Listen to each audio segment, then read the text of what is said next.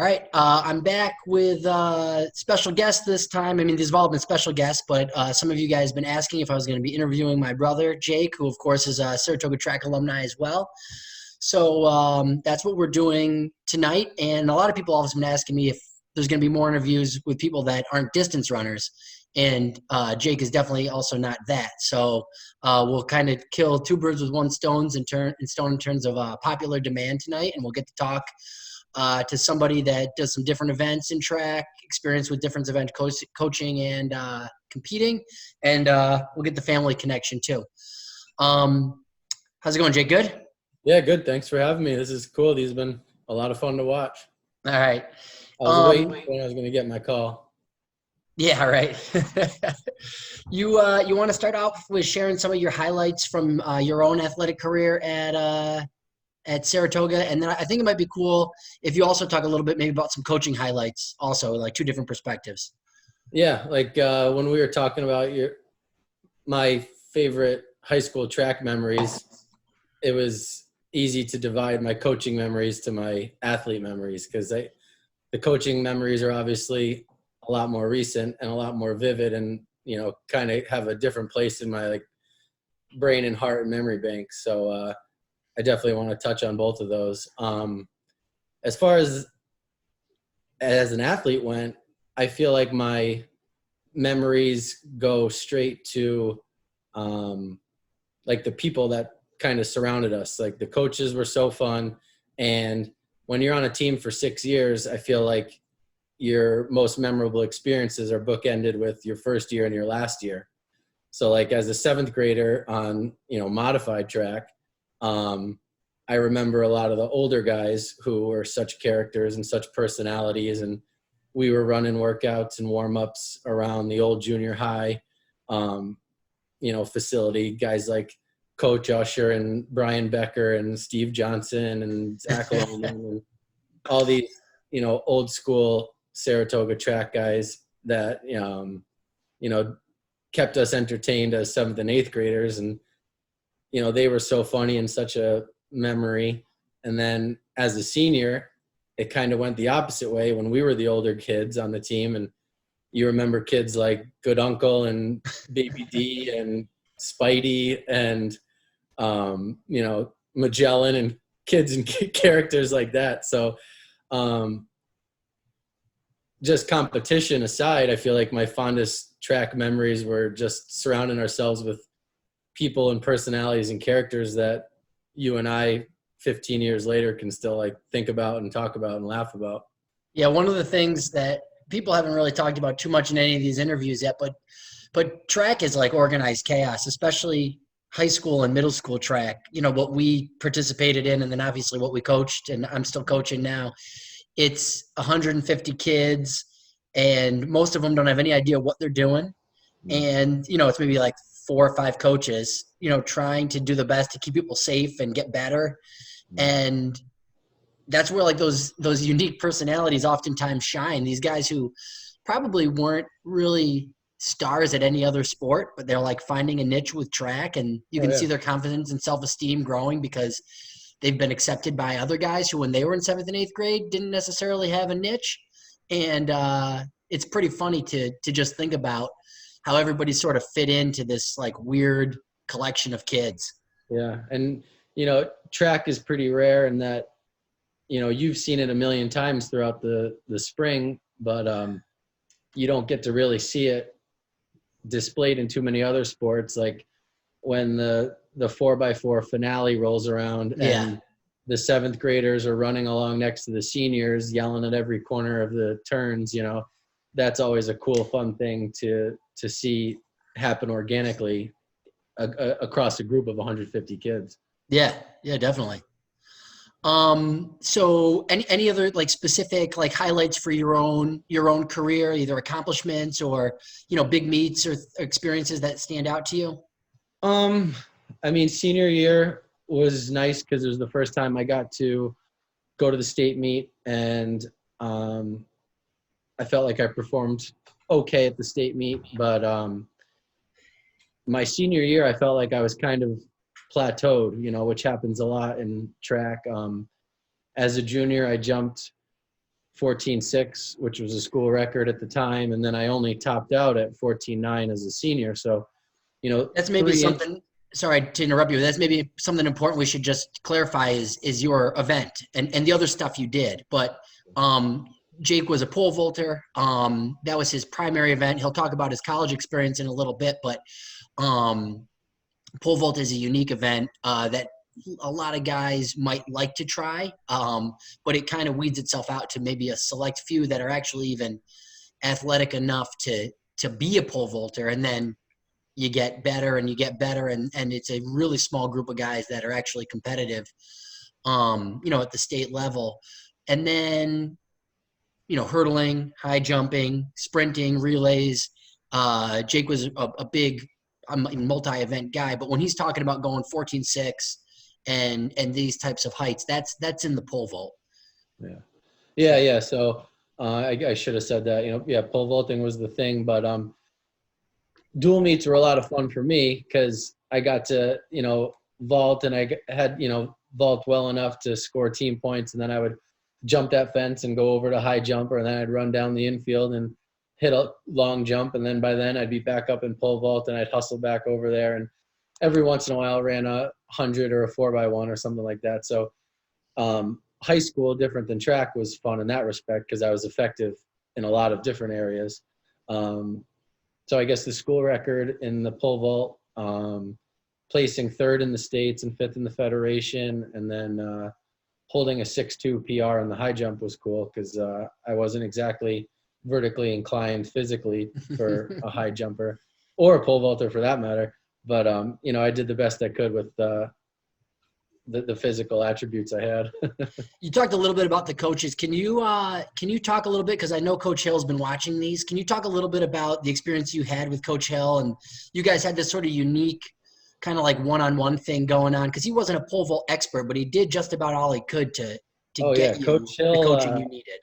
Yeah, Coach Hill was a great guy, great coach, and I think I respect him so much as a coach because, he didn't fake it. You see a lot of guys out there thinking that they have to tell you something or they have to give input on an event, and Coach Hill admittedly knew his limits, and he knew pole vault was an extremely mechanical and tactical event that he was unfamiliar with. So him and I did a lot of traveling down to Shen where there was a pole vault coach and there was a pole vault population, and he did not hesitate, or he wasn't too proud to be like, hey, let's get in my little Ranger and we'll bring our poles down strapped to the side of the car, and we'll go down there and we'll get a good quality practice session in, instead of me just doing whatever I could with Pat Tully and Rob Hankinson over there by myself at the pole vault. Funny guys, but yeah, we had a great time over there, but I was, receiving no good coaching. But Coach Hill and I went to camps and clinics together, and I don't know if he'd admit it, but we always had to stop at Taco Bell afterwards. He was a big Taco Bell guy. That was his, previous to his health revelations. Yeah. But he was great. Competition-wise, I wanted to mention, at that time, Saratoga, we didn't travel to a whole lot of meets, and then I was never eligible for Penn relays because I never did indoors. So my 10th grade, junior, and senior year, it seemed like every meet we went to was state qualifier and sectional competition, because everyone went to the same meets. It was state qualifiers, then sectionals, then suburbans, which were all like the same guys. And then you went to Averill Park, or you went to Colony Relays, or you went to Colony Relays, or you went to Eddie Meet. And, when I was a junior, we had 6 or 7 guys all over 14.6. So that was always like a battle. And then my senior year, there was 3 or 4 of us over 14.9. So every single Saturday was like a battle, and it was always up for grabs. But something interesting about me is I never won sectionals as an individual, which was, a little bit of a chip on my shoulder, but I never lost too much sleep over it because the guys I was second or third to were, Division I, 15-foot, 16-foot guys that, there was no shame in not beating them head to head, but, we had a good kind of fraternity of 14.6 plus pole vaulters for those 2 years, junior and senior year. Yeah, it's funny to like how different events have different depth at different times over history, and it's probably hard to find a time in Section 2 history where there was so much good quality depth in the pole vault from about 2002 to probably about 2005, 2006. There was always really good guys, and it's gone up and down, and there was, the years where Shaker had the three great vaulters and stuff like that, but there's probably not been too much depth, above 13.6, 14 feet like you saw when you were in high school. Now it's like the super stud, and then it drops to 13.6, 14. Right. All right. Let's switch gears a little bit, and we'll do you want to do the coaching perspective on high school now, or you want to talk about coaching later? I mean, coaching-wise, winning the sectional championships as a coach was a lot of fun. Yeah. Kind of being a part of that and rallying kids in different events to get that team aspect of such an individual sport going was a lot of fun. Thomas Comboy, who was kind of like my for sure protege with the 8 years I was coaching with the program. He spent 4 years with us, and he was, finding instant success from when he was a 8th and 9th grader. Him winning that indoor state championship, which I wasn't even technically an official coach on the payroll at that point, but I was coaching him on Sundays and weekdays, and that him winning that state championship at Cornell was probably a coaching moment, I'm never going to forget. I know you plan on interviewing him, so maybe I'll let him speak on that a little bit more, but right. That was one of those coaching moments where him and I talked about a game plan on Tuesday or Wednesday of that week going in, and then Saturday at the meet, the exact game plan we prepared for presented itself, and I was able to look at him from across Cornell, Barton Hall there, and I could kind of just give him a nod from far away, like, this is it. This is what we talked about. Let's execute now. And yeah, it was one of those moments where your plan meets execution and gets the result. So him winning that state championship indoors was a really, really great thing to be a part of. Yeah, absolutely. Awesome. All right. You want to talk a little bit about your college experience? Because that's pretty different than your high school experience in terms of focusing on one event and one sport as opposed to being a multi-sport athlete and all that. Yeah. I went to SUNY Cortland. I actually went to Cortland to visit on a kind of a side trip to a official visit at Syracuse. I was talking to the coach at Syracuse, and on the way back from Syracuse, our mom just said, hey, let's go check out Cortland. So I wasn't even really heavily recruited by Cortland at all. Knew it was a PE school, knew it was a track school, but I didn't even know that they had such a great pole vault coach in Pete McGinnis there.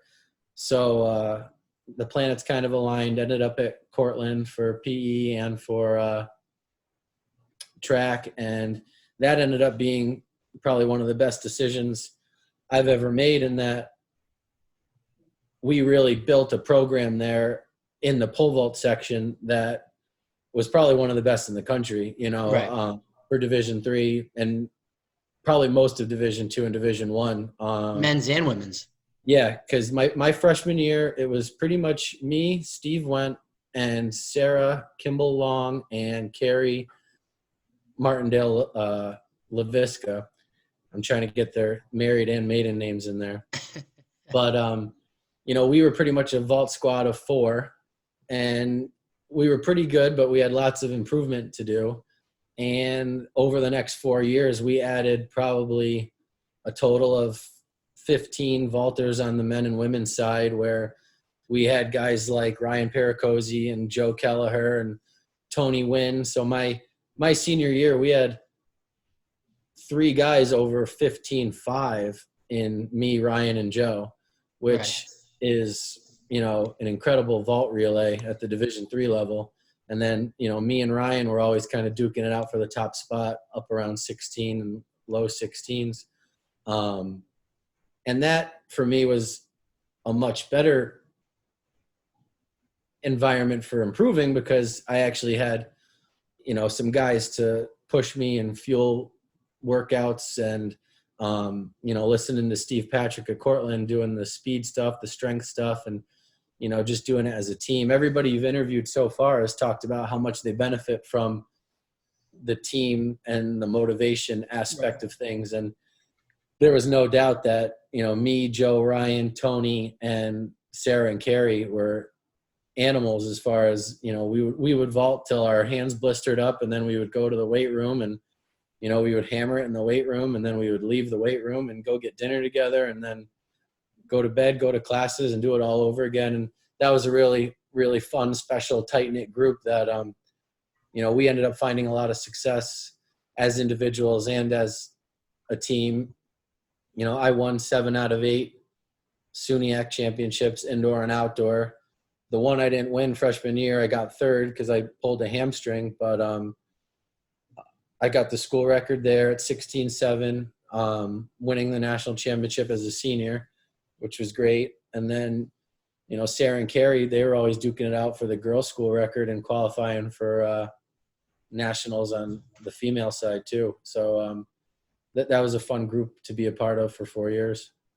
Yeah, I mean, to talk a little bit about our college experience, it was interesting because, Geneseo and Cortland were the big track rivals, and especially at that time, it was kind of our two programs, and we would get to see each other at certain meets, but then like SUNYACs is when everybody would really get up, and when and you had made friends with a lot of my teammates, and then like I'd made friends with a lot of your teammates, but it was always like a really, really intense competitive meet, and sometimes that would even spill over into the conversations and stuff that we would have with people, even during the summer, if college friends came to visit and stuff like that. We ended up talking about that rivalry a lot. And during my 4 years, because of Cortland's excellent cross country success the last couple of years I was there, they had the upper hand over the course of the 4 years. But in the first couple of years, it was kind of back and forth, which was really a lot of fun. And I remember Mom and Dad would come to the meet, and either somebody would wear a Cortland hat and a Geneseo sweatshirt, or a Geneseo hat and a Cortland sweatshirt, and they would just try to do their best just to kind of cheer for us and then enjoy just a really good competitive Division III meet.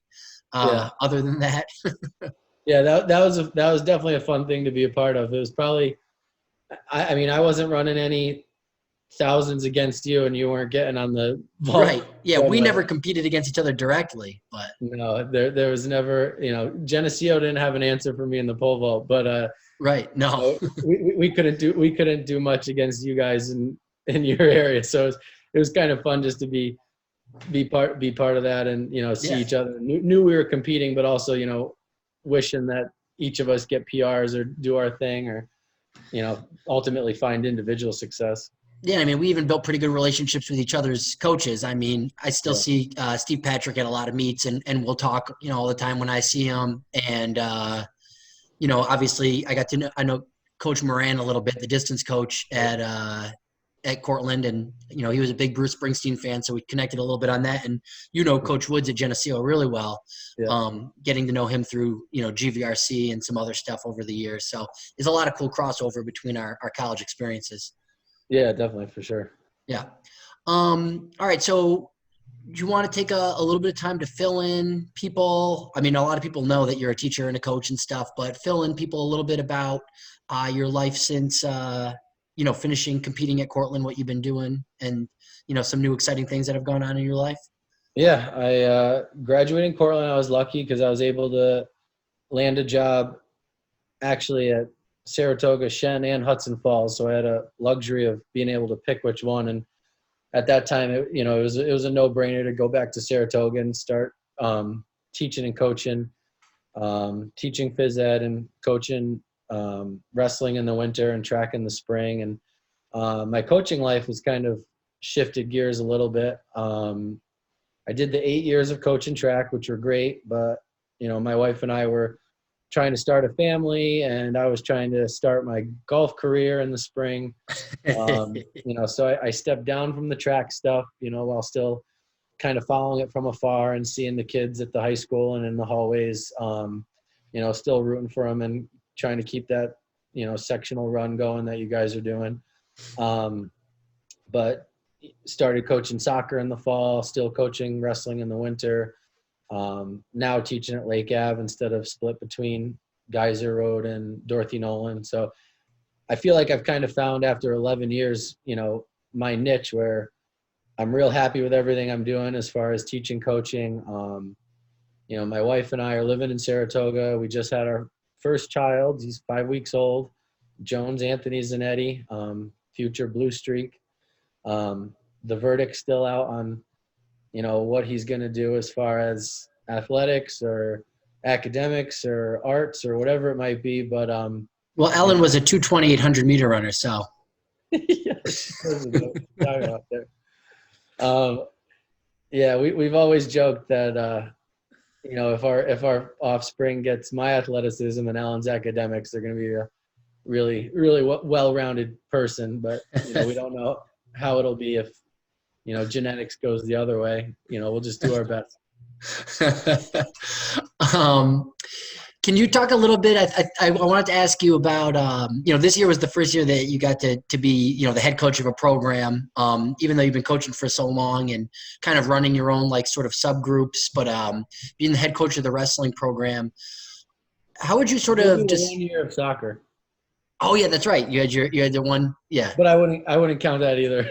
Well, it doesn't really apply to this question, just in that, what are some of the things, as a coach, that you kind of prioritize as part of the culture for your program, the stuff that could be applicable to athletes in any program? If you were coaching soccer, lacrosse, badminton, wrestling, track, what are some of the things that you think your athletes need to be able to do for themselves and each other?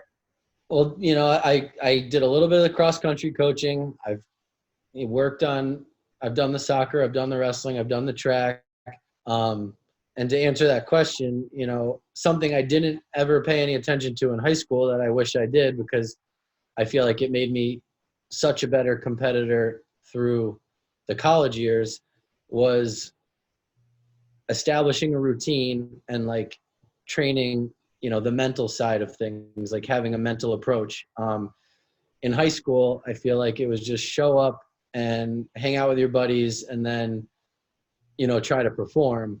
But in college, I really bought into, the mental preparation, the physical preparation, the nutrition side of things. And, that goes miles and miles as far as finding success. My senior year, after 9 years of pole vaulting, I had my routine so pegged that I felt like meet started for me the night before. Whatever meet was on Saturday, it started at dinner time on Friday night, Right. With whatever I put in my body, whatever sleep I got. I woke up and I had the right things in my body again for breakfast. And then I was just thinking and preparing all day for, those runs down the runway. I had such a routine as far as little things like stepping on the runway, what layers of clothing I put on. And it wasn't superstitious. I think it was just routine. Yeah.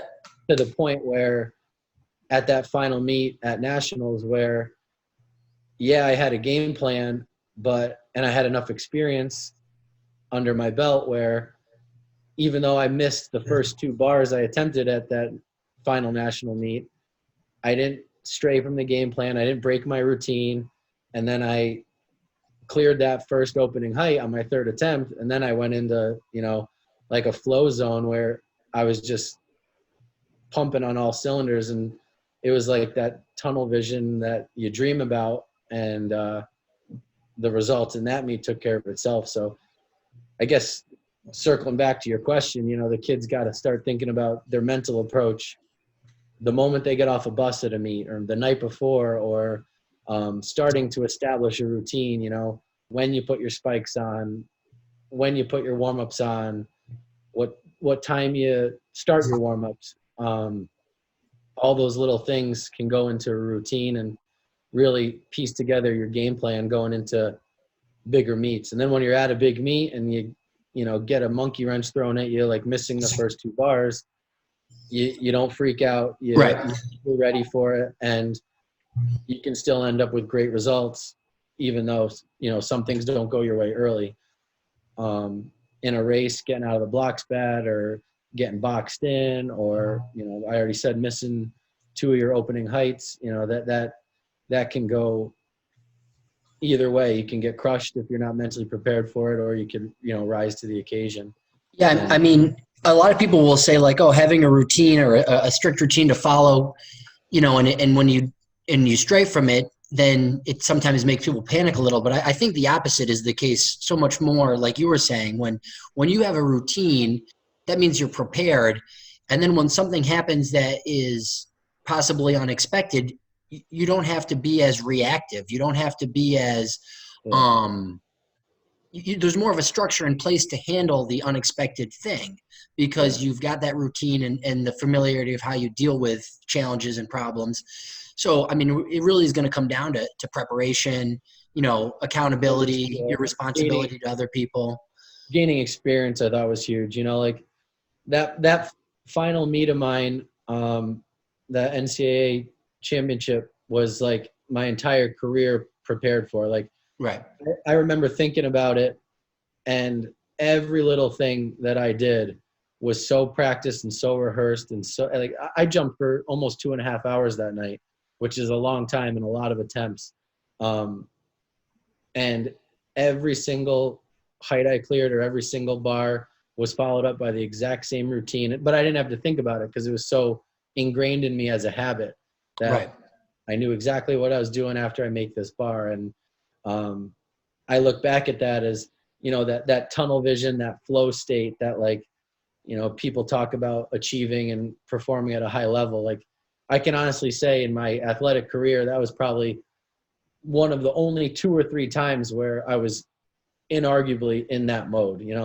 Everything was just clicking perfectly, and I didn't have to think at all. It felt like the 2.5 hours of competition went so fast, but at the same time, while I was in the air controlling things, that was like happening in slow motion, even though it was happening like a split second. It's like in Hoosiers when they go to the state championship and they're in the big Butler University gym as opposed to the little Hoosiers gym, and Gene Hackman takes the tape measure and it's still 10 feet, right? It's like there's all this different surrounding things and all this excitement and kids from all over the country, or guys who have jumped, because I mean you were competing against guys who had jumped high 17s and stuff like that, but you have to execute that day and compete that day, and everything about your routine was the same. The runway was the same. The fact that you had to go over the standards was the same, and that familiarity just creates confidence. I mean, and that's a dad line. I mean, Dad said that when we were little kids. I mean, familiarity breeds confidence, and it's exactly what you're talking about.